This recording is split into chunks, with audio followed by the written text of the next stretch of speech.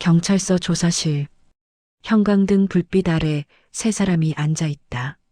멍한 눈의 치과의사 한지훈, 눈이 퉁퉁 부은 며느리 정세라, 그리고 단정한 카디건을 입은 노인 김말순. 형사가 녹음 버튼을 누른다. 피해자 김말순 씨, 며느리에게 폭행과 금융 착취를 당하셨다는 게 맞습니까? 말순은 한참 침묵하다가 책상 위에 휴대폰과 두툼한 파일을 꺼낸다. 네, 맞아요. 근데 젖 맞고 욕먹은 것 때문에 온 게 아니에요. 형사가 눈썹을 치켜 올린다.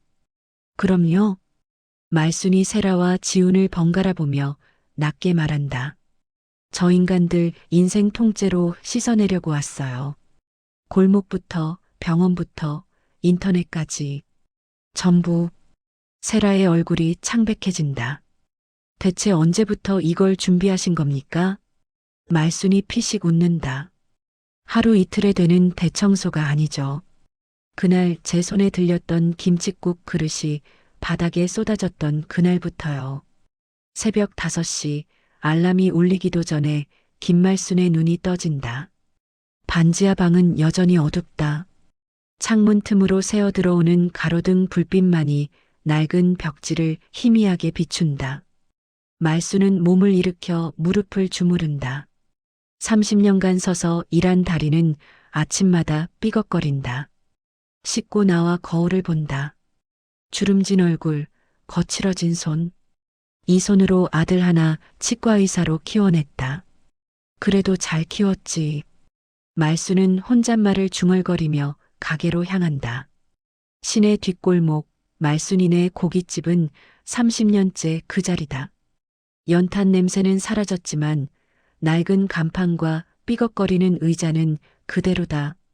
벽에는 색바랜 아들 졸업사진이 걸려 있다. 환하게 웃는 지훈의 모습. 우리 아들 치과의사 됐어요. 손님들이 축하해 줄 때 말순은 정말 행복했다. 그런데 아들이 결혼하고 나서부터 뭔가 달라졌다. 결혼식 날 며느리 정세라는 하객들 앞에서 말순의 손을 꼭 잡으며 말했다. 어머니, 제가 정말 잘 모실게요.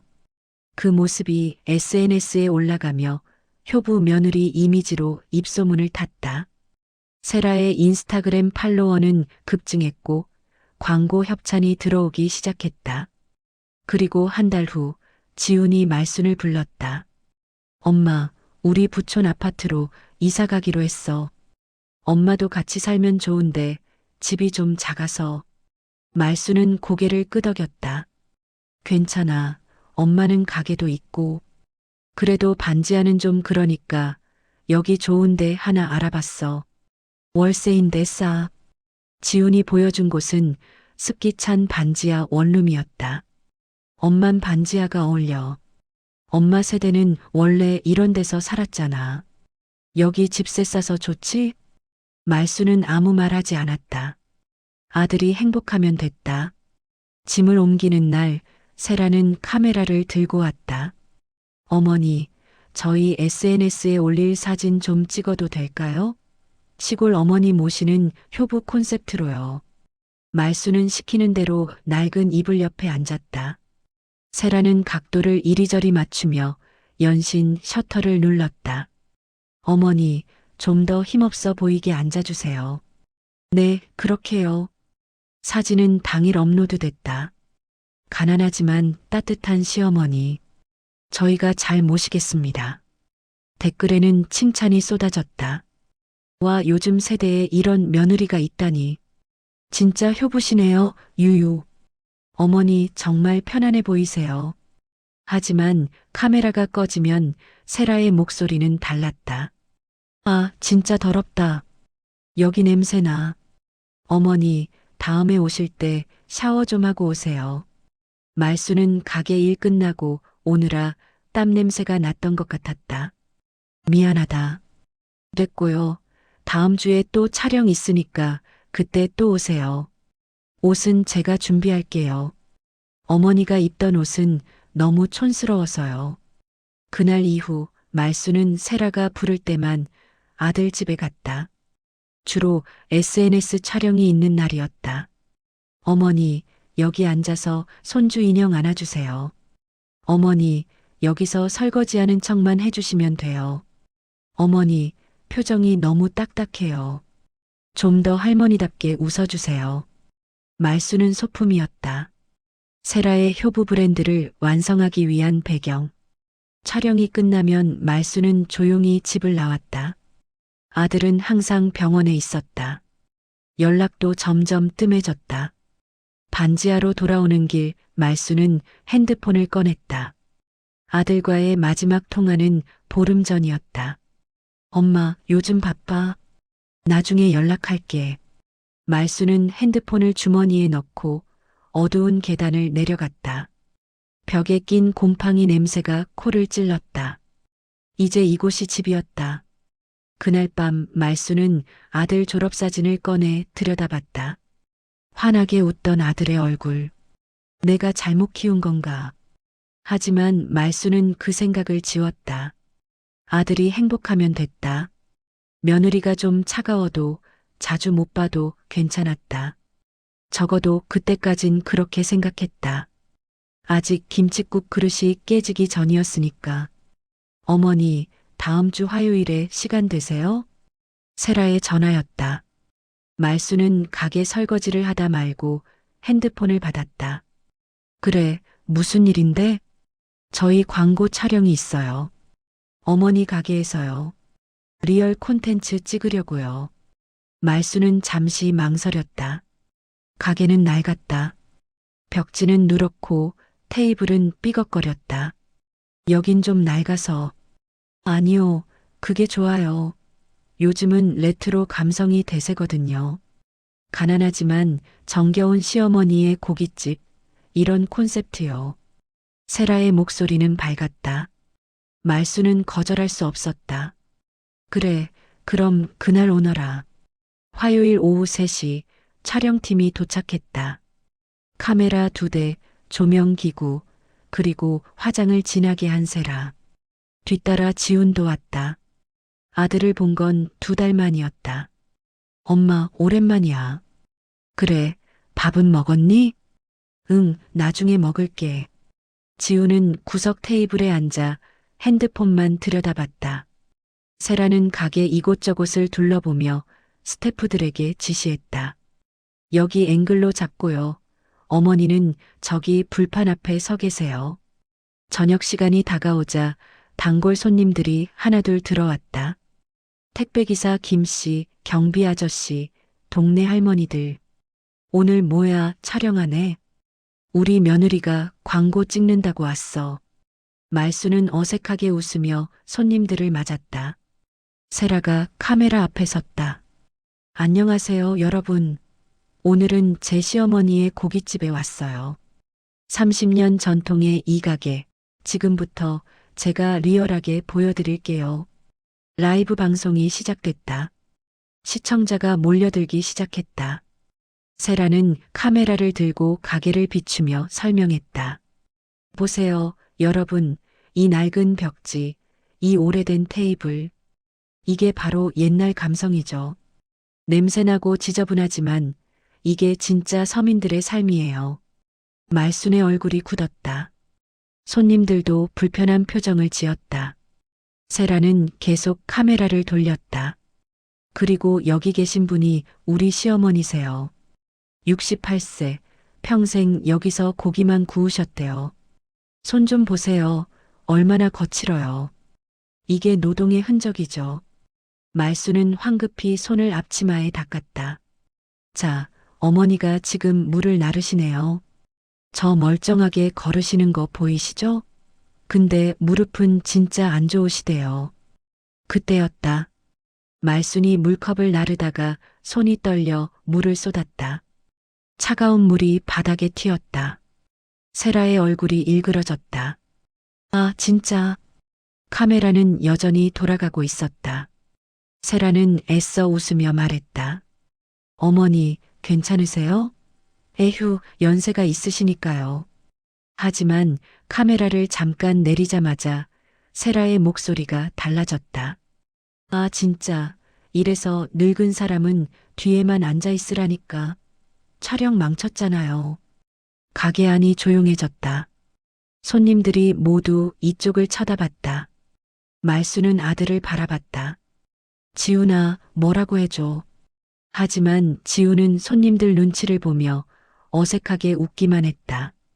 아이고, 우리 엄마가 좀 덤벙대서요. 하. 그 웃음이 말순의 가슴에 박혔다. 세라는 다시 카메라를 들고 밝은 표정으로 말했다. 괜찮아요, 여러분. 이것도 리얼이죠? 나이 드신 분들은 이럴 수 있어요. 저희가 이해하고 도와드려야죠. 댓글창에는 칭찬이 쏟아졌다. 역시 착한 며느리 유유. 시어머니 저러는데도 화 안 내시네요. 본받고 싶어요. 촬영이 끝나고 일행이 떠났다. 지훈도 세라를 따라 나갔다. 엄마, 나 먼저 갈게. 다음에 보자. 밥은? 아니, 약속 있어. 문이 닫혔다. 가게에 다시 정적이 흘렀다. 단골 택배기사 김 씨가 조심스럽게 입을 열었다. 사장님 괜찮으세요? 말수는 고개를 끄덕이며 물 닦던 행주를 놓았다. 괜찮아요. 뭐가 괜찮지 않겠어요. 하지만 그날 밤 혼자 가게 문을 닫으며 말수는 바닥에 쏟아진 물자국을 한참 내려다봤다. 아들의 웃음이 귓가에 맴돌았다. 엄마가 좀 덤벙대서요. 하.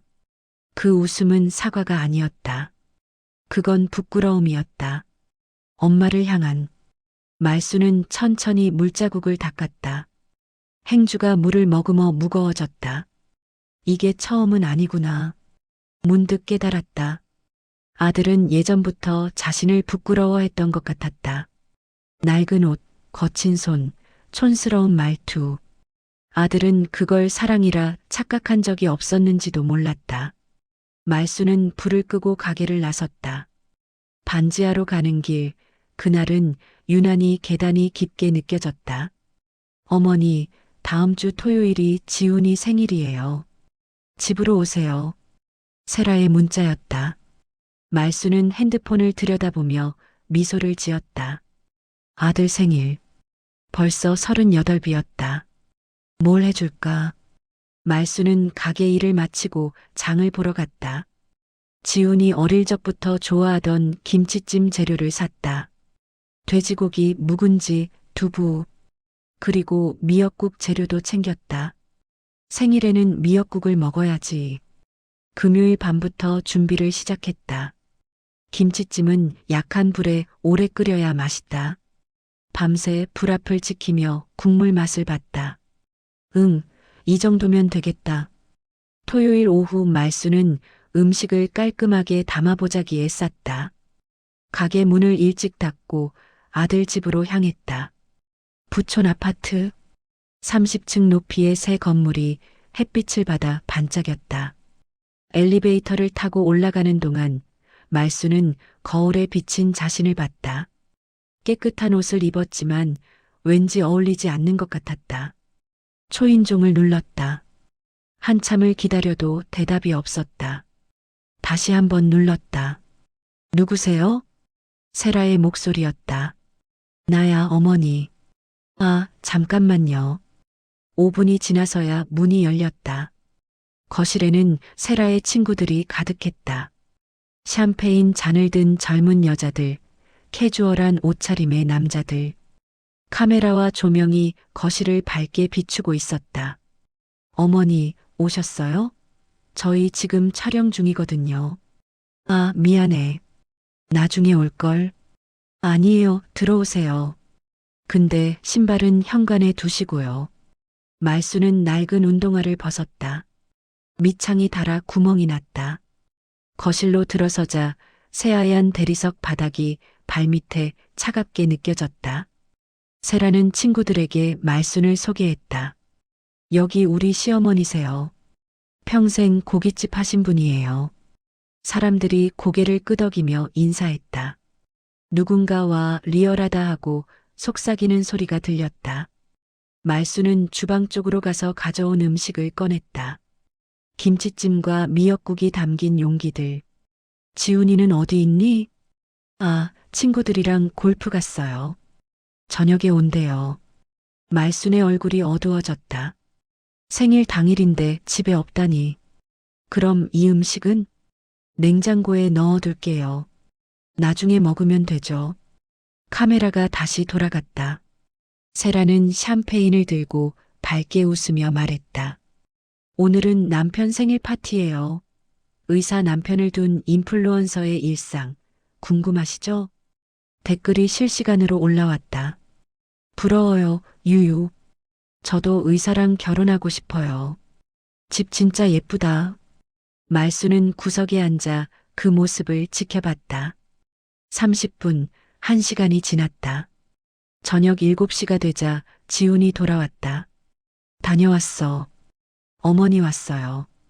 지훈은 그제야 말순을 발견했다. 엄마, 언제 왔어? 좀 됐다. 생일 축하한다. 아, 고마워. 지훈은 샤워를 하러 들어갔다. 친구들은 계속 술을 마셨다. 8시가 넘어서야 촬영이 끝났다. 사람들이 하나둘 떠나기 시작했다. 거실이 조용해지자 세라의 얼굴이 변했다. 어머니, 왜 이렇게 일찍 오신 거예요? 촬영한다고 말씀드렸잖아요. 아들 생일이라서. 생일은 내일 조차 타게 저희끼리 할 거였어요. 오늘은 콘텐츠 촬영 날이었다고요. 말수는 가져온 음식을 꺼냈다. 김치찜이랑 미역국 끓여왔다. 지훈이가 좋아하거든. 세라가 냄새를 맡았다. 어머니, 이거 냄새 장난 아닌데요? 집에 냄새 배잖아요. 그래도 생일인데. 됐어요. 치워주세요. 저희 내일 레스토랑 예약했어요. 말순이 김칫국 그릇을 들려는 순간 세라가 짜증스럽게 손을 뻗었다.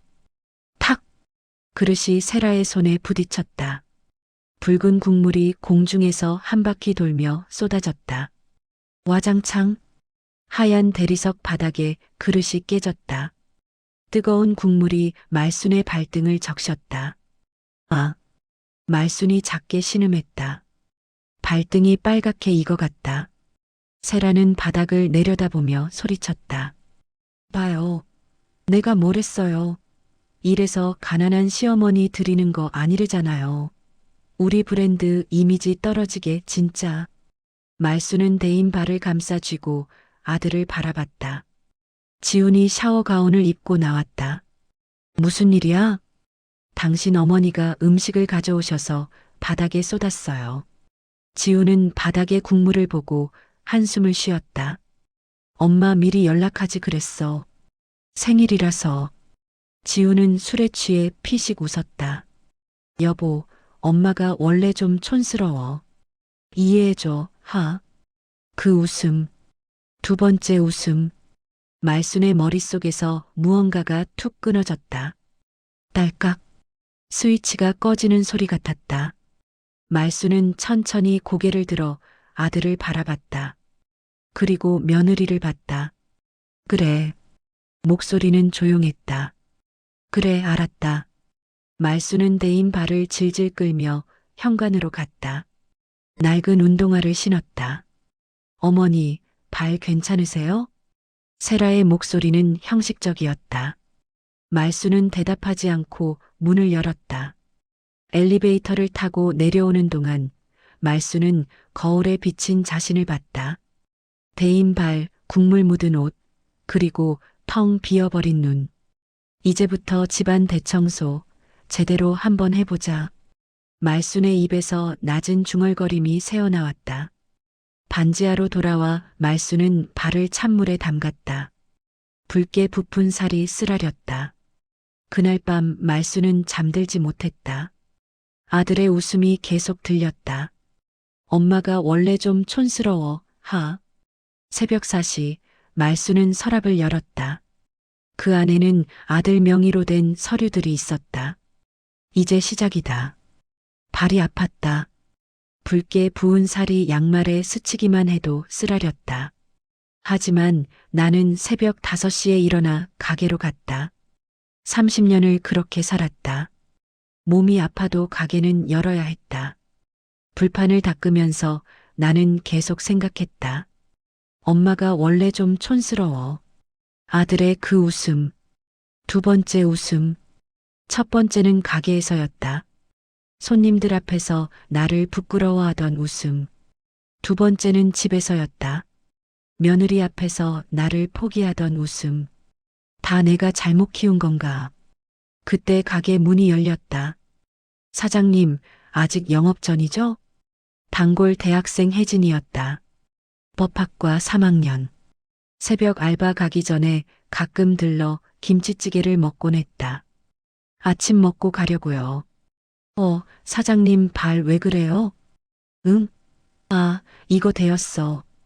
혜진이는 내 발을 보고 눈썹을 찌푸렸다. 병원 가보셨어요? 괜찮아. 연고 발랐어. 사장님 화상인데요. 이도 화상 같은데. 나는 손을 저었다. 밥이나 먹어. 김치찌개 끓여줄게. 식사를 하던 혜진이가 조심스럽게 물었다. 사장님, 요즘 무슨 일 있으세요? 얼굴이 안 좋으셔. 나는 대답 대신 서랍에서 봉투 하나를 꺼냈다. 혜진아, 너 법 공부하잖아. 이것 좀 봐줄 수 있어? 봉투 안에는 지훈이 명예 통장 사본이 들어 있었다. 사실 나는 지훈이 치과 개업할 때 돈을 많이 보탰다. 가게 운영비 아껴가며 모은 돈. 매달 조금씩 지훈이 통장에 넣었다. 그런데 작년부터 이상했다. 지훈이는 엄마 병원이 잘 돼서 이제 돈 안 보내줘도 되라고 했다. 나는 좋아했다.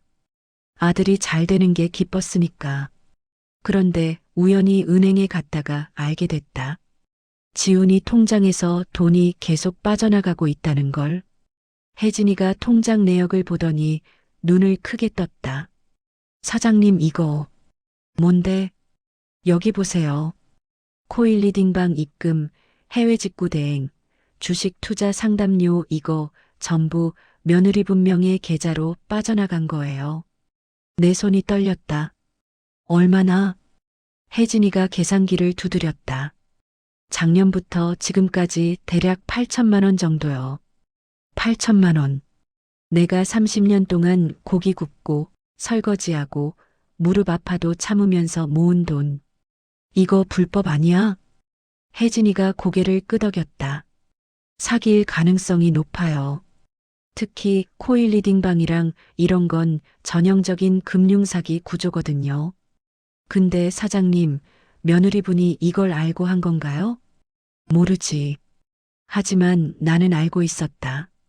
세라는 SNS로 돈을 버는 사람이었다. 영리했다. 사장님, 이거 경찰에 신고하셔야 해요. 아들 명의 통장인데? 그래도 실제 사용자가 며느리분이면 횡령이에요. 특히 시어머니 돈을 아들 몰래 빼돌렸다면. 나는 봉투를 다시 서랍에 넣었다. 좀 더 생각해 볼게. 그날 저녁 가게에 동네 아주머니들이 들렀다. 말순이, 너네 며느리 SNS에 또 떴더라. 응? 아주머니가 핸드폰을 보여줬다. 세라의 인스타그램이었다. 시어머니께서 갑자기 찾아오셔서 당황했지만 정성스럽게 해오신 음식 덕분에 감동받았어요. 사진에는 깨끗하게 담긴 김치찜이 있었다. 내가 가져간 그 음식, 바닥에 쏟아진 그 음식, 댓글이 수백 개였다. 역시 효부 맞네요. 시어머니 사랑이 느껴져요. 이런 며느리 어디서 구해요? 나는 핸드폰을 꺼냈다. 오래된 피처폰? 혜진아. 다음날 혜진이가 다시 왔을 때 나는 물었다. 요즘 스마트폰 녹음 잘 돼? 네. 왜요? 하나 사려고. 가르쳐 줄 수 있어? 혜진이가 날 이상하게 쳐다봤다. 사장님 뭐 하시려고요? 대청소. 네. 집안 대청소 말이야. 30년 묵은 먼지 좀 털어내려고. 그날 오후 혜진이와 함께 핸드폰 가게에 갔다. 새 스마트폰을 샀다. 젊은 직원이 사용법을 알려줬다. 녹음 기능은 여기 누르시면 돼요. 카메라는 나는 집중해서 들었다. 하나도 빠뜨리지 않고 집에 돌아와 나는 지훈이 명의 서류들을 다시 꺼냈다. 통장 사본, 계좌 내역, 문자 기록, 그리고 새로 산 스마트폰을 책상 위에 놓았다. 서랍 깊은 곳에서 낡은 수첩을 꺼냈다. 거기에는 매달 지훈이에게 보낸 돈이 적혀 있었다. 2020년 1월 마이너스 200만 원, 2020년 2월 마이너스 150만 원, 2020년 3월 마이너스 300만 원, 30년치 기록. 나는 수첩을 펼쳐놓고 사진을 찍기 시작했다. 한 장 한 장. 그때 핸드폰이 울렸다. 세라였다. 어머니, 다음 주에 큰 광고 촬영 있어요. 집으로 와주세요. 그래. 이번엔 옷이랑 화장도 해드릴게요. 어머니가 예뻐 보여야 광고 효과가 좋거든요. 알았어. 전화를 끊고 나는 달력에 동그라미를 그렸다. 다음 주 토요일. 그날이 대청소 시작이구나. 나는 새 스마트폰으로 녹음 연습을 했다. 버튼 누르기, 저장하기, 파일 확인하기. 10번, 20번 반복했다. 밤이 깊어갔다. 반지하 창문 너머로 가로등 불빛이 흔들렸다. 나는 대인 발에 연고를 바르며 중얼거렸다. 지훈아, 미안하다. 엄마가 촌스럽고 가난해서 연고가 스며들었다. 근데 말이다. 나는 서랍 속 서류들을 쓰다듬었다. 가난한 사람도 지킬 건 지켜야 하거든. 그날 밤부터 나는 달라졌다. 손님들이 보기엔 똑같은 말순이 할머니였다. 하지만 내 주머니 속 스마트폰은 알고 있었다. 대청소가 곧 시작된다는 걸. 토요일 아침 나는 평소보다 일찍 일어났다. 오늘이 바로 그날이었다. 가게 일을 서둘러 마치고 샤워를 했다. 세라가 보내준 옷을 입었다. 베이지색 카디건. 가격표를 보니 15만 원이었다. 이런 비싼 옷을. 하지만 나는 알고 있었다.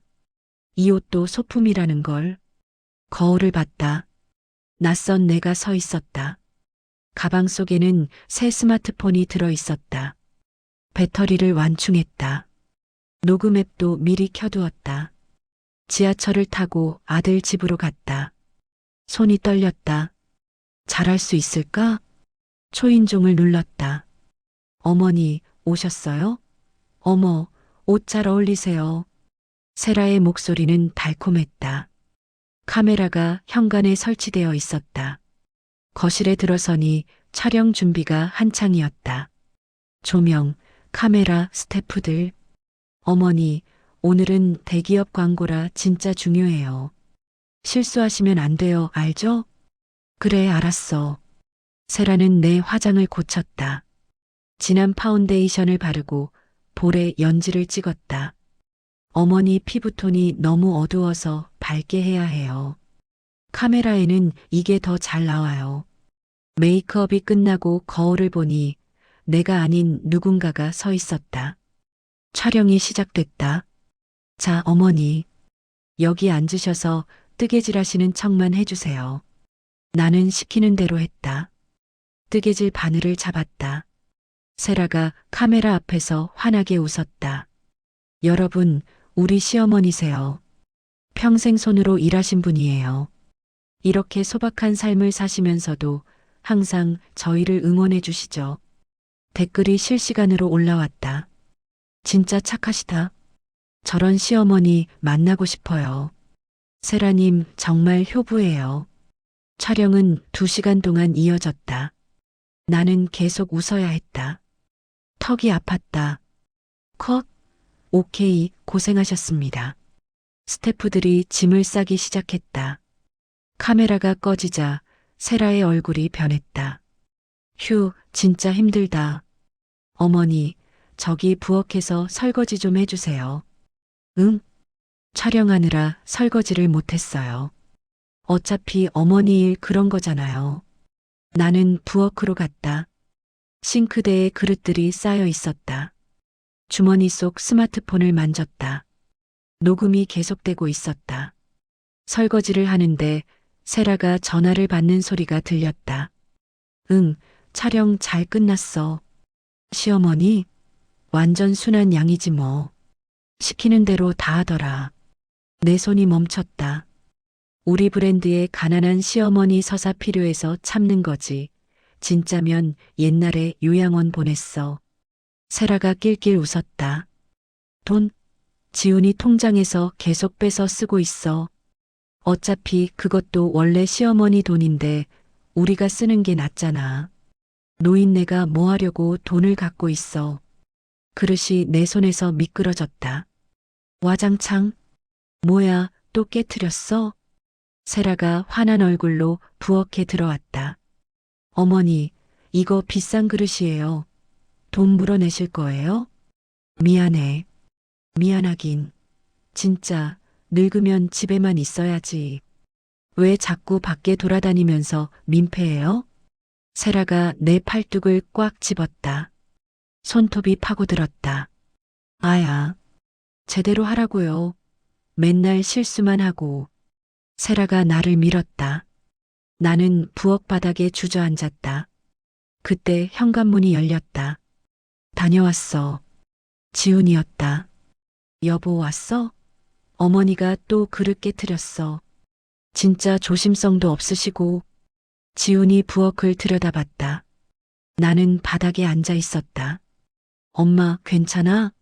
나는 고개를 끄덕였다. 지훈이 세라를 보며 말했다. 야, 좀 적당히 해. 엄마는 그래도 뭐. 당신 엄마 때문에 오늘 촬영 얼마나 힘들었는데. 매번 실수하고 표정도 어색하고. 그래도 엄마잖아. 엄마면 뭐해? 우리한테 도움 안 되잖아. 지훈이 한숨을 쉬었다. 그리고 나를 보며 웃었다. 엄마, 그냥 좀 참아. 세라도 힘드니까. 세 번째 웃음. 나는 바닥에서 천천히 일어났다. 주머니 속 스마트폰이 묵직하게 느껴졌다. 그래, 알았다. 부엌을 나와 가방을 챙겼다. 어머니, 벌써 가세요? 저녁이나 먹고 가시지. 아니다. 가게 문 열어야 해. 그래요. 조심히 가세요. 현관문을 나서는데 뒤에서 세라의 목소리가 들렸다. 휴, 겨우 갔네. 진짜 보기만 해도 스트레스야. 간한 냄새가 배어 있다니까. 지훈이 낄낄 웃었다. 그래도 광고는 잘 나왔잖아. 그건 그렇지. 어차피 이번 광고비로 또 투자하면 되고. 엘리베이터 문이 닫혔다. 나는 주머니에서 스마트폰을 꺼냈다. 녹음이 계속되고 있었다. 2시간 37분. 전부 담겼다. 욕설, 비웃음, 그리고 아들의 웃음까지. 집으로 돌아와 나는 파일을 저장했다. 날짜별로 폴더를 만들어 정리했다. 혜진이가 가르쳐준 대로 백업도 3군데 해뒀다. 팔뚝을 걷었다. 세라의 손톱 자국이 빨갛게 남아 있었다. 사진을 찍었다. 각도를 바꿔가며 여러 장. 그날 밤 나는 녹음 파일을 들었다. 우리 브랜드의 가난한 시어머니 서사 필요해서 참는 거지. 진짜면 옛날에 요양원 보냈어. 노인네가 뭐 하려고 돈을 갖고 있어. 가난 냄새가 배어 있다니까. 그리고 아들의 웃음. 나는 파일을 끝까지 들었다. 그리고 조용히 중얼거렸다. 이건 그냥 며느리 문제가 아니다. 창밖을 봤다.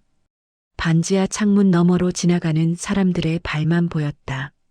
이건 범죄다. 나는 수첩을 펼쳤다. 증거일. 통장 내역 마이너스 8천만 원 횡령. 증거 2. 녹음 파일 마이너스 폭언 및 폭행. 증거 3. 사진 마이너스 상처 기록. 그 아래 빈 줄에 펜을 댔다. 증거 4. 필요하다면 더 모은다. 스마트폰 화면을 봤다. 녹음 앱 아이콘이 반짝였다. 다음엔 뭘 담아볼까? 나는 피식 웃었다.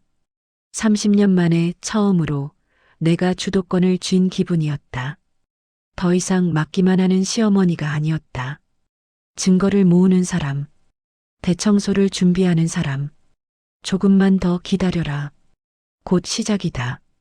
그날 밤 나는 처음으로 편안하게 잠들었다. 꿈속에서 나는 걸레를 들고 있었다. 더러운 바닥을 닦고 있었다. 그리고 그 바닥이 점점 깨끗해지고 있었다. 다음 날 아침 가게를 열자마자 혜진이가 달려왔다. 사장님, 어제 어떻게 됐어요? 나는 조용히 스마트폰을 꺼내 보여줬다. 녹음 파일 목록. 혜진이의 눈이 커졌다. 이거 전부 녹음하신 거예요? 응. 이 시간 37분. 혜진이가 이어폰을 꽂고 파일을 들었다. 얼굴이 점점 굳어졌다. 간한 냄새가 배어 있다니까. 혜진이가 이어폰을 빼더니 내 팔뚝을 봤다. 사장님, 이것도 어제요? 붉은 손톱 자국. 아직 가시지 않았다. 응. 사진 찍으셨어요? 찍었어. 여러 장. 혜진이가 한숨을 쉬었다. 사장님, 이거 혼자 하시면 안 돼요. 응? 증거는 충분한데 법적 절차가 복잡해요.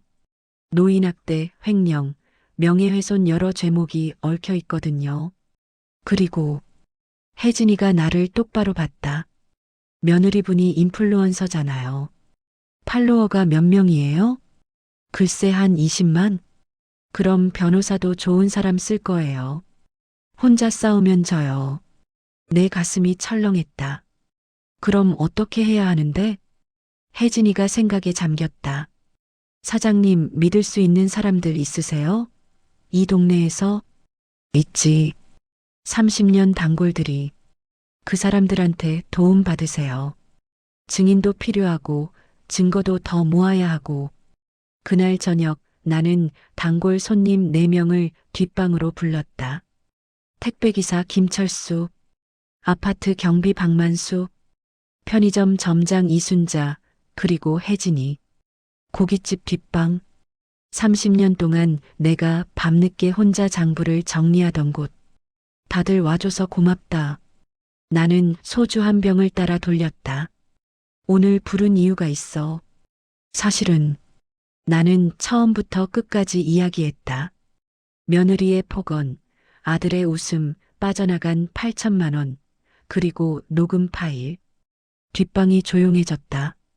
김철수가 먼저 입을 열었다. 사장님, 그걸 지금까지 혼자 참으신 거예요? 참는 게 익숙했어. 우리 세대는 원래 그랬잖아. 박만수가 주먹을 쥐었다. 그래도 그렇지. 며느리가 시어머니를 때려요? 그것도 돈까지 빼먹으면서. 이순자가 내 손을 잡았다. 말수나 왜 진작 말 안 했어?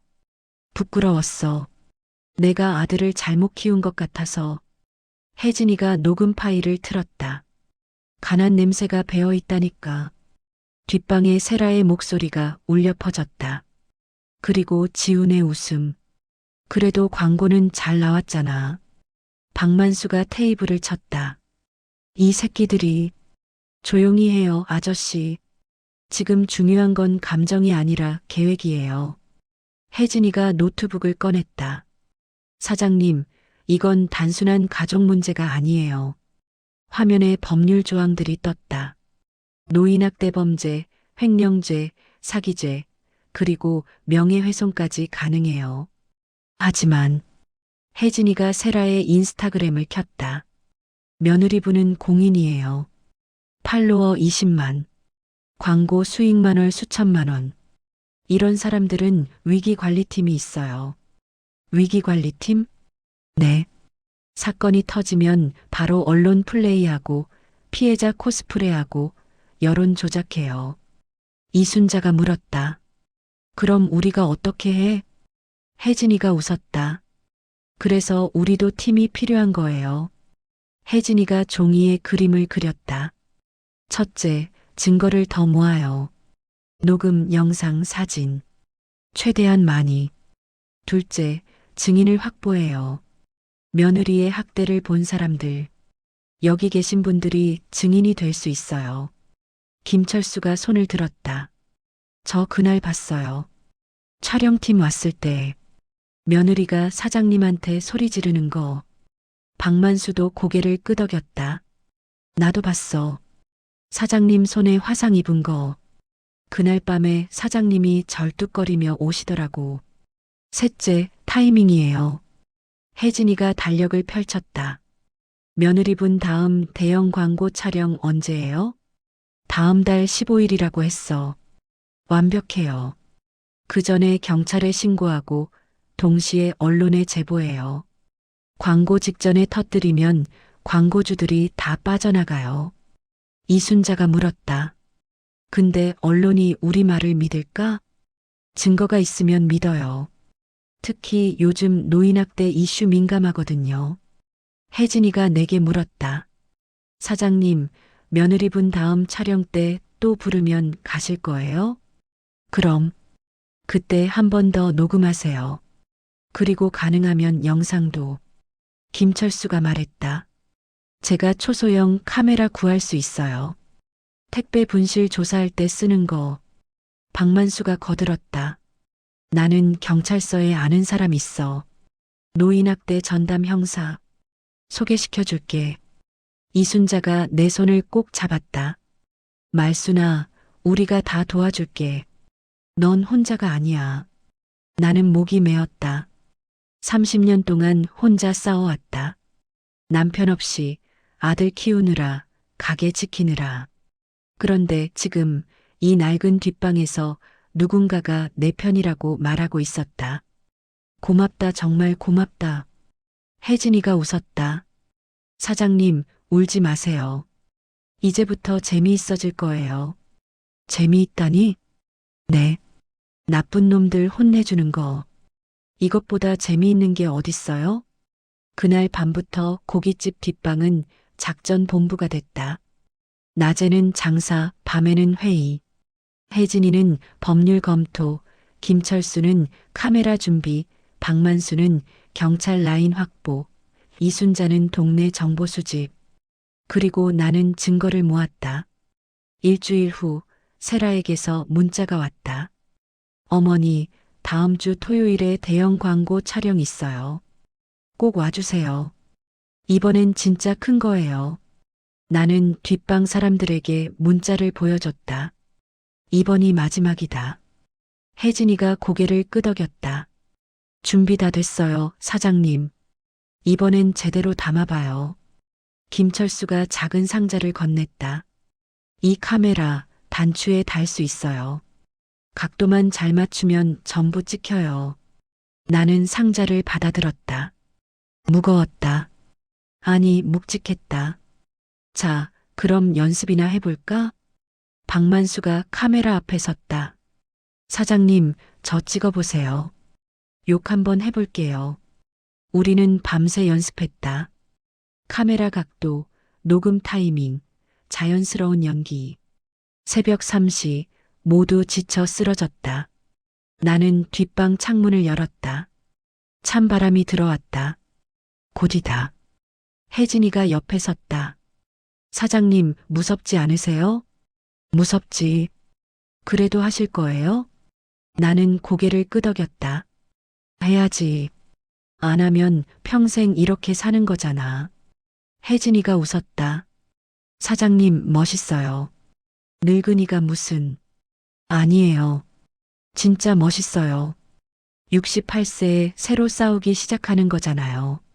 나는 밤하늘을 봤다. 별이 보였다.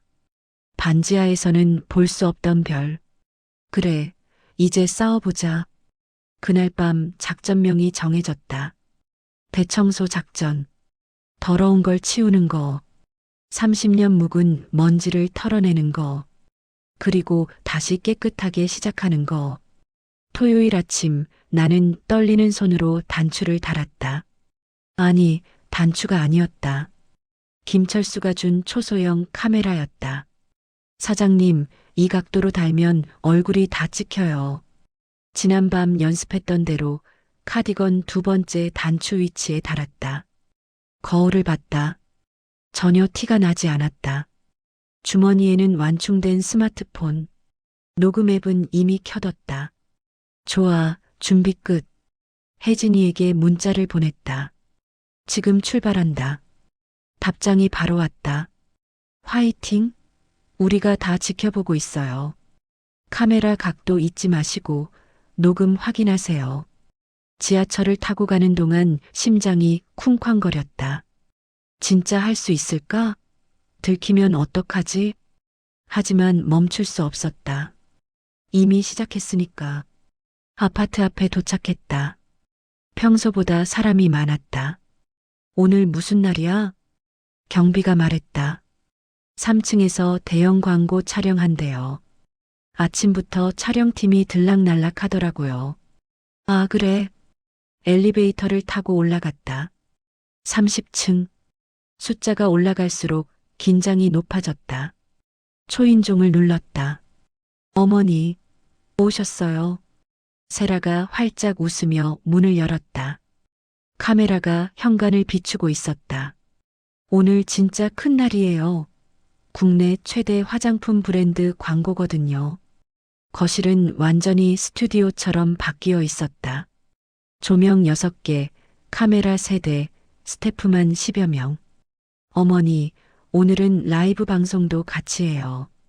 실시간으로 시청자들이 볼 거예요. 내 심장이 더 빨리 뛰었다. 라이브? 그럼 더 좋잖아. 세라가 나를 소파에 앉혔다. 어머니, 오늘은 제가 어머니께 효도하는 콘셉트예요. 화장품 발라드리고 손 마사지해드리고 메이크업 아티스트가 내 얼굴을 만졌다. 어머니 피부 정말 관리 안 하신 게 보이네요. 세라가 웃었다. 그러게요. 평생 일만 하시느라 자기 관리는 못 하셨죠. 스태프들이 킥킥거렸다. 나는 단축 카메라 각도를 확인했다. 완벽했다. 세라의 얼굴이 정면으로 보일 위치. 자, 5분 후 라이브 시작합니다. 세라가 자세를 가다듬었다. 헤어를 정리하고 립스틱을 다시 발랐다. 3, 2, 1 큐. 안녕하세요, 여러분. 오늘은 특별한 날이에요. 우리 시어머니와 함께하는 뷰티 라이브. 댓글이 폭발적으로 올라오기 시작했다. 와, 대박. 시어머니분 모시고 하시는 거 너무 좋아요. 역시 효부 맞네요. 실시간 시청자가 5천 명을 넘었다. 세라는 화장품을 들고 내 얼굴에 바르기 시작했다. 여러분 보세요. 이렇게 나이 드신 분도 관리하면 달라져요. 카메라 앞에서는 다정했다. 하지만 스태프들만 보일 때는 달랐다. 어머니, 얼굴 좀 들어요. 빛을 받아야 한다고요. 목소리가 날카로웠다. 아, 잠깐만요. 광고주님 전화 받을게요. 세라가 카메라를 끄고 전화를 받으러 갔다. 나는 가만히 앉아 있었다. 단축 카메라는 계속 돌아가고 있었다. 스태프 한 명이 내게 다가왔다. 할머니, 힘드시죠? 조금만 참으세요. 괜찮아요. 근데 할머니 옷 단추 좀 이상한데 저거 뭐예요? 심장이 멈췄다. 응? 그냥 단추인데? 아, 그렇구나. 요즘 디자인이 특이하네요. 스태프가 돌아갔다. 식은땀이 등을 타고 흘렀다. 세라가 돌아와 다시 촬영을 시작했다. 자, 이제 본격적으로 시작할게요. 오늘 시청자 1만 명 넘으면 깜짝 이벤트 있어요. 시청자가 8천 명을 넘었다. 세라는 내 손을 잡고 마사지를 시작했다. 여러분, 이 손 보세요. 평생 일하신 손이에요. 거칠지만 따뜻한 손. 댓글들이 올라왔다. 감동이에요, 유유. 세라님 진짜 착하시다. 그때 내가 일부러 물컵을 살짝 건드렸다. 물이 테이블에 쏟아졌다. 아이고, 미안해. 세라의 얼굴이 굳었다. 하지만 카메라는 돌아가고 있었다. 괜찮아요, 어머니. 실수할 수 있죠.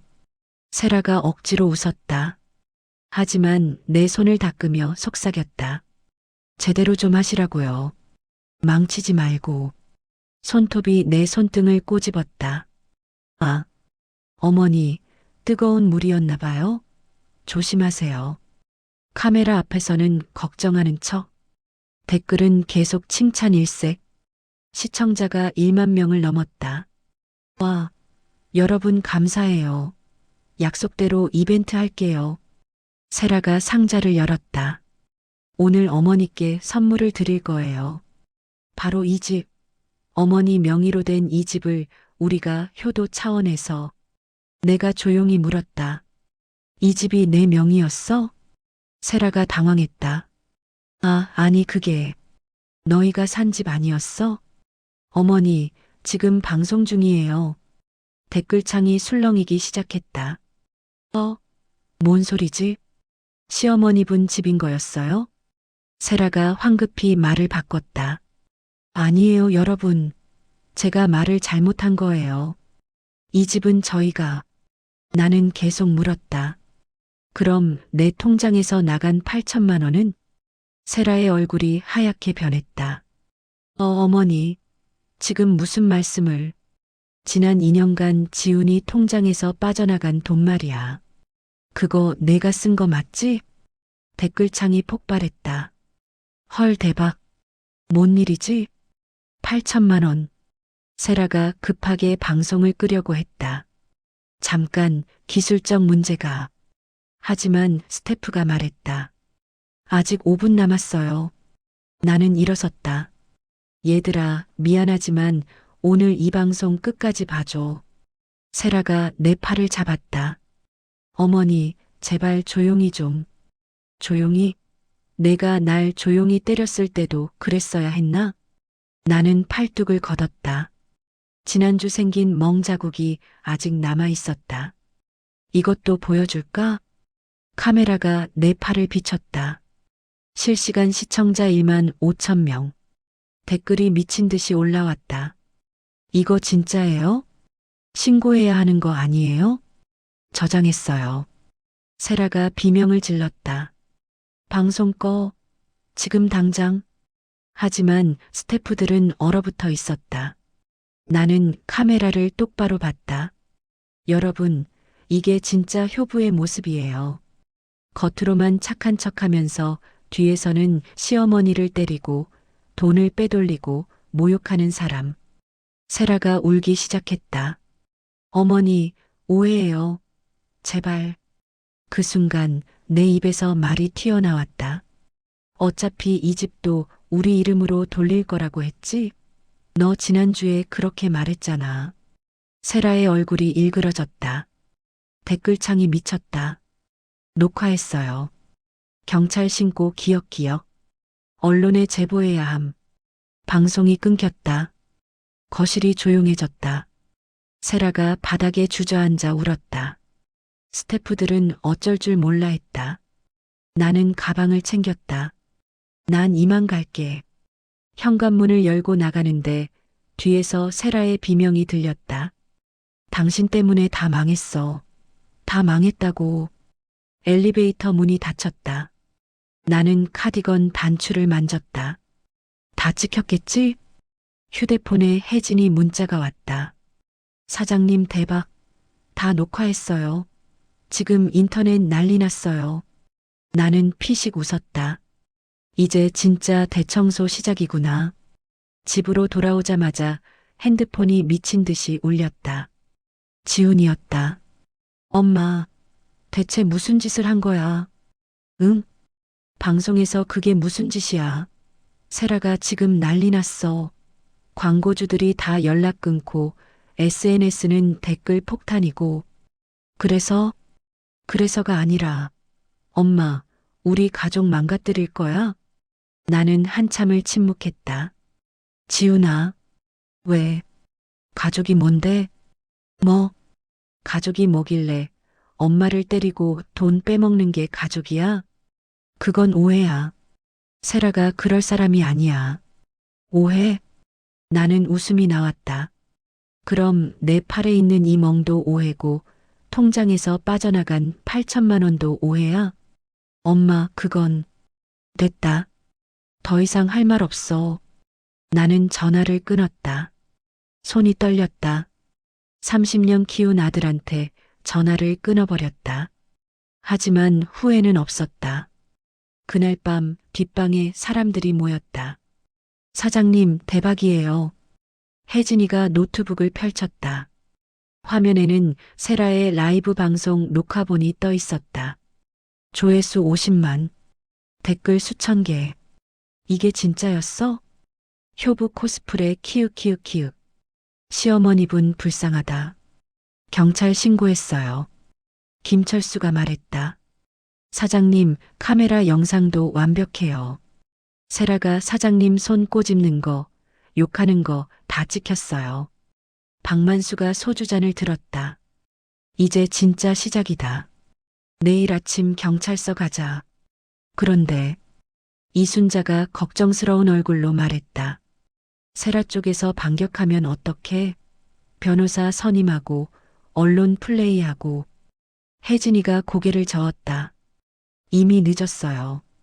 여론이 완전히 돌아섰어요. 지금 세라 인스타그램 보세요. 화면에 세라의 인스타그램이 떴다. 팔로워가 줄어들고 있었다. 실시간으로 20만에서 19만 8천, 19만 5천. 댓글은 저주로 가득했다. 위선자, 사기꾼, 노인 학대범. 세라가 올린 사과문이 있었다. 오늘 방송에서 오해가 있었습니다. 시어머니와의 관계는. 하지만 댓글은 더 악랄해졌다. 오해? 증거가 다 나왔는데? 팔뚝멍은 어떻게 설명할 건데? 감옥 가세요. 나는 화면을 끄고 싶었다. 이 정도면 됐어. 이제 그만하자. 사장님? 내가 원한 건 복수가 아니야. 그냥 제대로 된 사과 한마디였어. 혜진이가 내 손을 잡았다. 사장님, 아직 끝난 게 아니에요. 경찰 신고해야 해요. 안 그러면 며느리분이 다시 피해자 코스프레 할 거예요. 그리고 빼돌린 돈 받아내셔야죠. 그게 사장님 노후 자금이에요. 박만수가 거들었다. 맞아요. 내일 아침 9시에 경찰서 가요. 제가 아는 형사 있으니까 직접 만나봐요.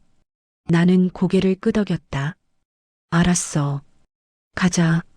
다음 날 아침 우리는 경찰서로 갔다. 노인학대 전담팀. 젊은 여자 형사가 우리를 맞았다. 김말순 씨 맞으시죠?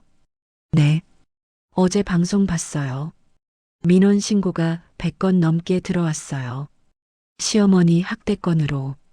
형사가 서류를 내밀었다. 진술서 작성해 주세요. 그리고 증거 있으면 다 제출해 주시고요. 나는 가방에서 파일을 꺼냈다. 통장 사본, 녹음 파일, 사진, 그리고 단축 카메라 영상. 형사의 눈이 커졌다. 이게 다 준비하신 거예요? 네. 한 달 동안 모았어요. 대단하시네요. 형사가 파일을 넘기며 말했다. 이 정도면 노인학대, 횡령, 폭행 다 입증 가능해요. 며느리분 조만간 소환될 거예요. 그럼 제 아들은? 아드님도 공범 가능성이 있어요. 통장 명의가 아드님이니까요. 같이 조사받으실 거예요. 내 가슴이 철렁했다. 아들은 몰랐을 수도 있어요. 그건 조사 후에 판단할게요. 경찰서를 나오는데 택시 한 대가 급정거했다. 지훈이 내렸다. 엄마, 왜 왔어? 엄마, 제발 고소 취하해줘. 세라가 지금. 세라가 뭔데? 병원 입원했어. 스트레스로 쓰러졌어. 나는 아들을 똑바로 봤다. 그래. 내가 매일 밤 멍든 팔 보면서 잠 못 잤을 땐 안 걱정했으면서. 엄마, 그건. 지훈아, 너 정말 몰랐어? 세라가 내 돈 빼먹은 거? 날 때린 거? 지훈이 입을 다물었다. 대답 못하는 거 보니까 알고 있었구나. 엄마. 됐어. 법정에서 보자. 나는 지훈을 지나쳐 걸었다. 엄마. 뒤에서 지훈의 목소리가 들렸지만 나는 돌아보지 않았다. 그날 저녁 뉴스를 봤다. 요즘 SNS 효부로 유명했던 인플루언서 어 씨가 시어머니 학대 혐의로 경찰 조사를 받게 됐습니다. 화면에 세라의 모자이크된 사진이 떴다. 어 씨는 평소 시어머니를 극진히 모시는 이미지로 광고 수익을 올려왔으나 실제로는 폭행과 금전 착취를 한 것으로 드러났습니다. 인터뷰가 나왔다. 노인 인권 단체 대표였다. 이런 사례가 생각보다 많습니다. 겉으로는 효도하는 척하지만 실제로는 노인을 착취하는 경우가. 나는 TV를 껐다. 핸드폰에 문자가 왔다. 세라였다. 어머니, 제발 만나주세요. 사과하고 싶어요. 제발이요. 나는 답장하지 않았다. 또 문자가 왔다. 이번엔 지훈이. 엄마, 우리 한 번만 만나자. 제발. 나는 핸드폰을 내려놓았다. 창밖을 봤다. 반지하 창문 너머로 사람들의 발이 지나갔다. 30년 동안 이 높이에서 세상을 봤다. 발목만, 신발만 보이는 세상. 근데 이제는 달랐다. 나는 당당했다. 맞고 참기만 하던 시어머니가 아니었다. 증거를 모으고 친구들과 계획을 세우고 싸울 줄 아는 사람이 됐다. 혜진이에게 문자를 보냈다. 고맙다. 내가 없었으면 못했을 거야. 답장이 왔다. 사장님이 하신 거예요. 전 도와드린 것뿐이에요. 근데 사장님, TV 봤어요? 다른 방송국에서도 연락 온대요. 인터뷰 요청이요. 인터뷰? 네. 노인학대 실태 고발 프로그램이래요. 사장님 사례가 중요하대요. 나는 잠시 생각했다. 해야 할까? 사장님이 결정하세요. 근데 이거 하시면 더 많은 사람들 도울 수 있어요. 사장님처럼 참고 사는 노인들 많거든요. 나는 창밖을 다시 봤다. 지나가는 사람들의 발. 어딘가에 나처럼 참고 사는 누군가가 있을 것 같았다. 해볼게. 내가 도울 수 있다면. 그날 밤 나는 오랜만에 편하게 잠들었다. 꿈속에서 나는 높은 곳에 서 있었다. 반지하가 아니었다. 옥상이었다. 그곳에서 나는 세상을 내려다봤다. 발목이 아니라 얼굴이 보였다. 사람들이 웃고 있었다. 나도 웃고 있었다. 이제 시작이야. 꿈속에서 내가 중얼거렸다. 진짜 대청소는 이제부터야. 경찰서 조사실. 형광등 불빛이 너무 밝았다. 나는 한쪽에 앉았고 맞은편에는 세라와 지훈이 앉았다. 한 달 만에 보는 얼굴들. 세라는 완전히 달라져 있었다. 화장기 없는 얼굴, 부은 눈, 떨리는 손. 지훈은 고개를 숙이고 있었다. 나를 쳐다보지도 못했다. 형사가 녹음 버튼을 눌렀다. 피해자 김말순 씨, 피의자 정세라 씨, 참고인 한지훈 씨. 진술 시작하겠습니다. 형사가 세라를 봤다. 정세라 씨, 시어머니께 폭언과 폭행을 한 사실이 맞습니까? 세라가 울먹이며 대답했다. 죄송합니다. 제가 잘못했어요. 구체적으로 언제부터 시작됐습니까? 결혼하고 1년 후부터요. 처음에는 말로만 그러다가 점점. 세라가 나를 봤다. 어머니, 정말 죄송해요. 제가 미쳤었어요. 나는 아무 말도 하지 않았다. 형사가 계속 물었다. 횡령한 금액이 8천만 원 정도 되는데 이 돈을 어디에 썼습니까? 주식이랑 코인이랑 그리고 명품 구매요. 시어머니 명의로 대출 알아본 사실도 있죠? 세라가 고개를 끄덕였다. 네, 근데 실행은 안 했어요. 알아보기만. 형사가 나를 봤다. 김말순 씨, 이 과정에서 아드님은 알고 계셨습니까? 나는 지훈을 봤다. 여전히 고개를 숙이고 있었다. 모르겠어요. 아들한테 물어보세요. 형사가 지훈을 향했다. 한지훈 씨, 부인이 어머니를 학대하는 걸 알고 계셨습니까? 지훈이 떨리는 목소리로 대답했다. 알았습니다. 언제부터요? 처음부터요. 세라가 엄마한테 함부로 대하는 거 다 봤어요. 그런데 왜 막지 않았습니까? 지훈이 울먹였다. 무서웠어요. 세라가 무서웠어요. 그리고 엄마가 부끄러웠어요. 나는 숨이 멎는 것 같았다. 부끄럽다니 무슨 뜻입니까? 제 친구들은 다들 부모님이 멀쩡한 직업 있고 돈도 있고 그랬거든요. 근데 엄마는 고깃집 하시고 가난하고 촌스럽고. 지훈이 손으로 얼굴을 가렸다. 제가 의사가 됐는데 엄마가 그런 모습인 게 창피했어요. 나는 웃음이 나왔다. 그래서 나를 반지하에 쳐넣은 거야? 죄송해요, 엄마. 미안하긴. 내가 고깃집 30년에서 너 치과의사 만들었잖아. 그게 부끄러웠어? 지훈이 대답하지 못했다. 형사가 세라에게 물었다. 정세라 씨, 왜 시어머니를 학대했습니까? 동기가 뭡니까? 세라가 고개를 들었다. 저도 잘 모르겠어요. 처음에는 그냥 짜증이 났어요. 왜요? 시어머니가 너무너무 약해 보였어요. 뭘 해도 참고 시키는 대로 하고. 그게 답답했어요. 그래서 때린 겁니까? 아니, 처음엔 말로만 했어요. 근데 시어머니가 대꾸도 안 하고 그냥 참으시니까 점점 심해진 거예요. 세라가 나를 봤다. 어머니, 왜 그때 한 번이라도 화내지 않으셨어요? 왜 경찰에 신고 안 하셨어요? 나는 한참을 침묵했다. 내가 화내면 내가 내 아들 괴롭힐까봐. 네, 너는 내 아들 아내야. 내가 불편하면 아들이 불행해지잖아. 그래서 참았어. 세라가 울음을 터뜨렸다. 미안해요. 정말 미안해요. 형사가 세라를 말렸다. 피의자는 피해자에게 직접 사과하지 마십시오. 진술이나 계속하세요. 세라가 휴지로 눈물을 닦았다. 형사가 나를 봤다. 김말순 씨, 왜 이제서야 신고하셨습니까?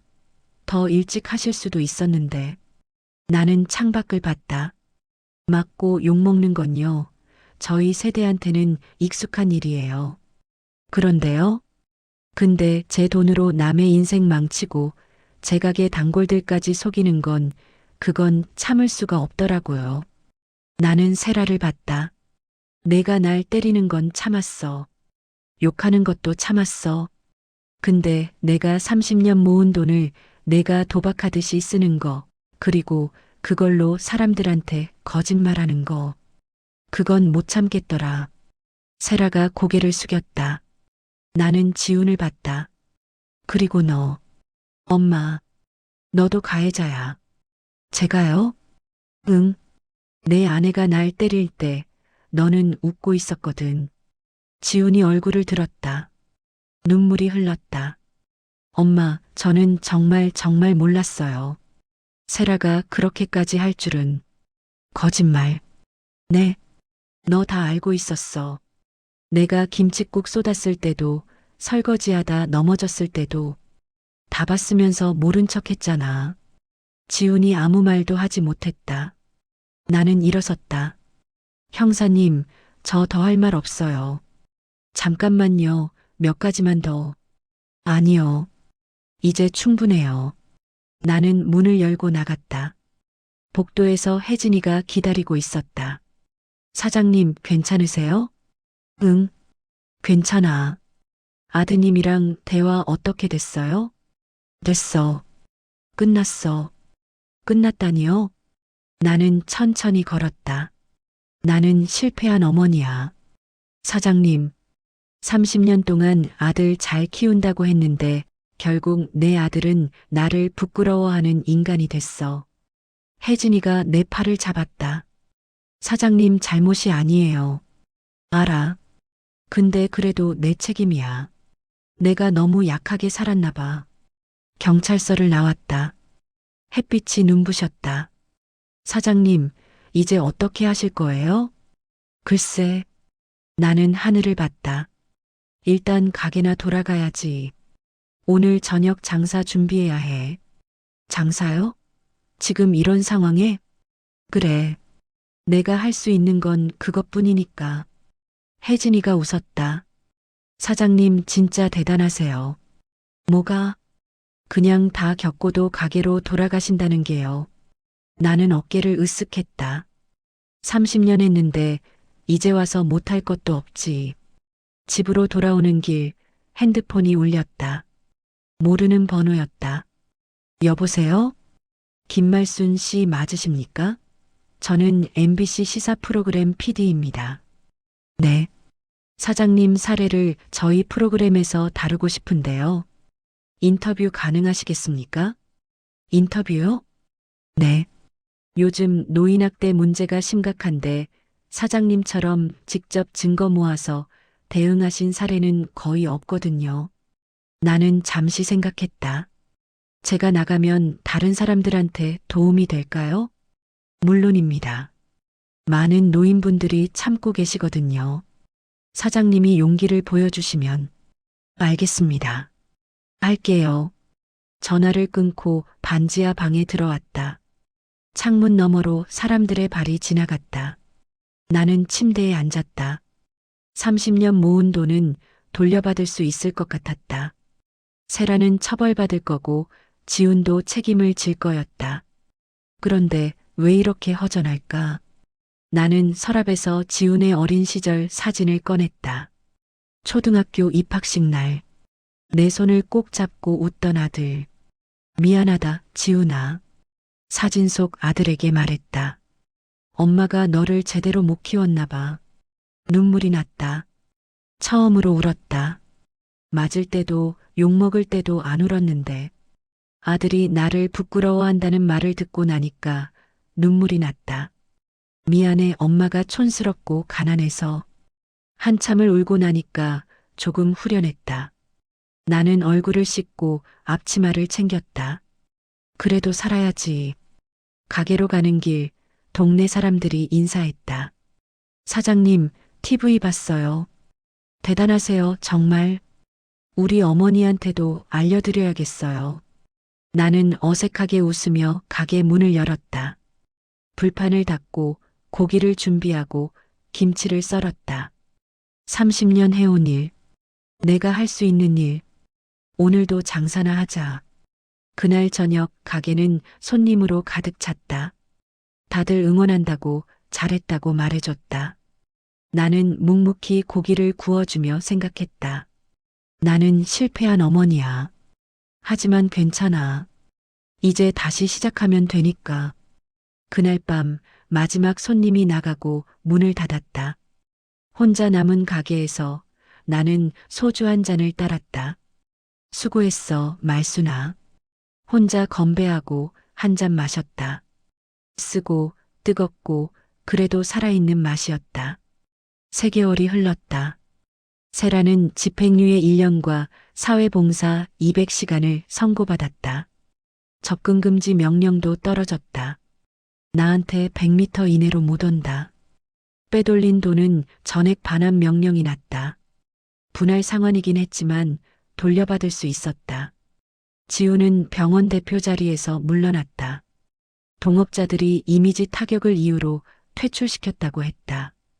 그 후로 연락이 없었다. 나는 일상으로 돌아왔다. 새벽 5시 기상, 가게 준비, 하루 장사, 밤 10시 마감. 달라진 건 하나 있었다. 가게 문 앞에 붙은 작은 포스터.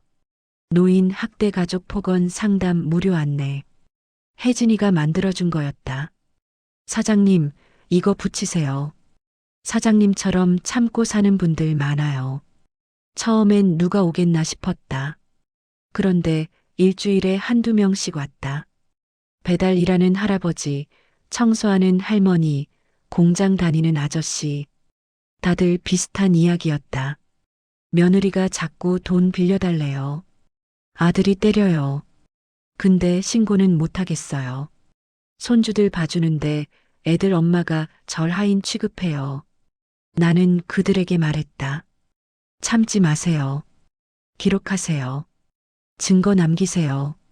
그리고 혜진이 연락처를 알려줬다. 이 학생이 법률 상담해 줄 거예요. 무료로요. 사람들은 울면서 고마워했다. 사장님 덕분에 용기가 났어요. 나는 그럴 때마다 어색하게 웃었다. 저도 겨우 했어요. 우리 같이 힘냅시다. 어느 비 오는 날이었다. 가게 문이 열렸다. 젖은 사람이 들어왔다. 앞치마를 메고 있었다. 낡은 앞치마. 고개를 들었다. 지훈이었다. 엄마. 나는 설거지하던 손을 멈췄다. 왜 왔어? 여기서 일 배워도 돼? 뭐? 지훈이 한 걸음 다가왔다. 엄마, 나 이제 월급 의사야. 동네 작은 치과에서 일해. 그래서 돈이 없어. 집도 뺏겼어. 세라랑 이혼했고. 나는 아무 말 하지 않았다. 지훈이 무릎을 꿇었다. 엄마, 미안해. 정말 미안해. 일어나. 아니야, 나 진짜 잘못했어. 엄마를 부끄러워했던 거, 세라 편 들었던 거, 전부 다. 일어나라니까. 나는 지훈의 팔을 잡아 일으켰다. 무릎 꿇는다고 용서되는 거 아니야. 알아. 근데 나 달리 할 수 있는 게 됐고, 나는 여분 앞치마를 꺼냈다. 입어. 엄마, 고기 굽는 법 처음부터 배울 거지? 지훈의 눈에 눈물이 고였다. 배울게. 제대로 배울게. 말만 하지 말고. 나는 불판 앞으로 갔다. 여기 봐. 불판 온도는 이렇게 확인하고. 지훈이 옆에 섰다. 네, 엄마. 고기는 이렇게 올리는 거고. 네. 뒤집는 타이밍은 이때야. 지훈이 따라했다. 서툴렀다. 에휴, 그렇게 하면 타. 죄송합니다. 죄송하긴. 집중해. 저녁 손님들이 들어오기 시작했다.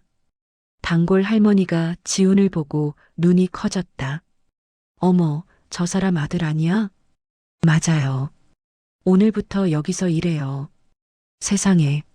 손님들이 수군거렸다. 나는 크게 말했다. 우리 아들이요. 고깃집 일 배우러 왔어요. 서툴러도 이해해 주세요. 지훈이 고개를 숙였다. 죄송합니다.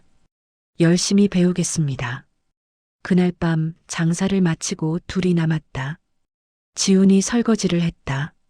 손이 빨개졌다. 아파? 아니요. 괜찮아요. 거짓말. 손 봐. 나는 지훈의 손을 잡았다. 물집이 잡혀 있었다. 의사 손이 이러면 안 되는데. 엄마는 30년 동안 이 손으로 일하셨잖아요. 나는 연고를 발라줬다. 아프면 아프다고 해. 네. 잠시 침묵이 흘렀다. 지훈이 조심스럽게 물었다. 엄마 언제쯤 나를 용서해 줄 수 있어? 나는 고개를 저었다. 모르겠어. 그래도 언젠가는. 지훈아. 네. 용서는 공짜가 아니야. 알아요. 내가 여기서 얼마나 진심으로 일하는지, 얼마나 변하는지 봐야 해. 지훈이 고개를 끄덕였다. 보여드릴게요. 시간이 걸려도. 나는 불을 끄고 가게 문을 잠갔다. 오늘은 여기까지. 내일 새벽 5시에 와. 5시요? 응. 장 보러 가야 해. 같이 가자. 네, 알겠습니다. 지훈이 나갔다. 빗속으로 사라졌다. 나는 가게에 혼자 남아 테이블을 닦았다. 이제 시작이구나. 진짜 대청소. 아들과의 관계도 내 인생도 전부 다시 시작하는 거. 그날 밤 혜진이한테 문자가 왔다. 사장님, 아드님 왔다면서요? 어때요? 나는 답장했다. 글쎄, 지켜봐야지. 잘하실 거예요. 둘 다. 고마워, 혜진아. 핸드폰을 내려놓고 창밖을 봤다. 비가 그쳤다. 가로등 불빛이 젖은 골목을 비췄다. 30년을 이 골목에서 살았다. 가난하고 외롭고 힘들었다. 그런데 이제는 달랐다. 나는 약한 시어머니가 아니었다. 증거를 모으고 싸우고 이긴 사람이었다. 그리고 이제 다시 시작하는 사람. 아들과 함께 다음 날 새벽 5시 지훈이 시간 맞춰왔다. 엄마 다녀왔습니다. 그래, 가자. 우리는 새벽 시장으로 갔다. 돼지고기 고르는 법, 김치 고르는 법, 가격 흥정하는 법. 엄마, 이건 왜 이렇게 골라요? 기름기 봐. 이 정도는 있어야 맛있어. 아, 지훈이 열심히 배웠다. 장을 보고 돌아오는 길. 지훈이 무거운 짐을 들었다. 손이 떨렸다. 내가 들까? 아니요. 제가 할게요. 무리하지 마. 괜찮아요, 엄마. 우리는 나란히 걸었다. 30년 만에 처음으로 모자가 함께 일하러 가는 길. 가게에 도착해서 준비를 시작했다. 지훈이 불판을 닫고 나는 김치를 썰었다. 엄마, 왜? 나 이제라도 아들 해도 돼? 나는 칼질을 멈췄다. 한참을 생각했다. 글쎄요? 손님부터 제대로 하자. 네. 오늘 저녁 고깃값 내 월급에서 깎을 거니까. 지훈이 멍하니 나를 봤다. 그리고 웃었다. 네, 알겠습니다. 나도 웃었다. 처음으로 둘이 같이 웃었다. 억지 웃음이 아니었다.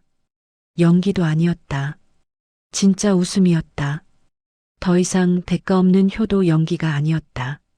서로 돈 내고 책임지고 같이 살아가는 진짜 가족. 그날 저녁 첫 손님이 왔다. 사장님, 여기 삼겹살 2인분이요. 네. 나는 지훈을 봤다. 너 구워봐. 제가요? 응. 배웠잖아. 지훈이 떨리는 손으로 고기를 올렸다. 서툴렀다. 타는 냄새가 났다. 에휴, 그렇게 하면 안 된다니까. 나는 옆에서 다시 가르쳤다. 여기 봐. 이렇게. 네, 엄마. 손님들이 웃었다. 아들이랑 같이 하시네요? 네, 우리 아들이요. 고기 태우는 재주는 타고났어요. 하하. 지훈도 웃었다. 부끄러워하지 않았다. 창피해하지도 않았다. 그냥 웃었다. 그날 밤 가게 문을 닫고 둘이 남은 고기를 구워 먹었다. 맛있다. 엄마 고기가 제일 맛있어요. 당연하지. 30년 경력이야. 나도 30년 하면 이렇게 될까요? 나는 고기를 뒤집으며 말했다. 모르지. 해봐야 아는 거지. 지훈이 소주를 따랐다. 엄마 한잔 해요. 그래. 우리는 잔을 부딪혔다. 땡그랑. 작은 소리였지만 선명했다. 새로운 시작의 소리. 진짜 대청소가 끝나고 깨끗해진 곳에서 시작하는 소리. 엄마. 왜? 사랑해요. 나는 한참을 침묵했다. 나도. 그날 밤 우리는 오래 이야기했다. 과거에 대해, 미래에 대해, 그리고 용서에 대해. 모든 게 한 번에 해결되진 않았다. 여전히 어색했고, 아팠고, 조심스러웠다. 하지만 괜찮았다. 이제 우리는 함께였으니까. 반지하 시어머니와 부끄러워하던 아들이 아니었다. 고깃집에서 다시 시작하는 모자였으니까. 그리고 이번에는 제대로, 진짜로 서로를 마주보며. 가게 문 앞의 포스터가 바람에 흔들렸다. 노인 학대 가족 폭언 상담 무료 안내. 그 아래 작은 글씨로 적혀 있었다. 당신은 혼자가 아닙니다. 마이너스 말순이네 고깃집.